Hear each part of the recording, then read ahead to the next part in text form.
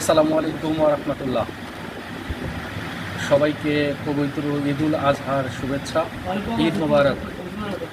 আশা করছি সবাই ভালো আছেন, সুস্থ আছেন, সবাই পরিবারের সাথে আছেন, ঈদ উদযাপন করছেন।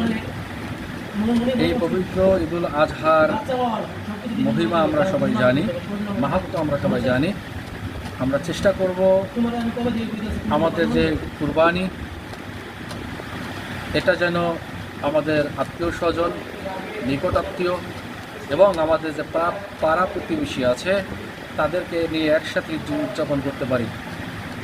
আমরা সামর্থ্য আছে, আমরা ঈদ উদযাপন করব, কিন্তু আমার নিকট আত্মীয় বা আমার প্রতিবেশী কষ্টে থাকবে, তারা মন খারাপ করে থাকবে, সেটা যাতে না হয়।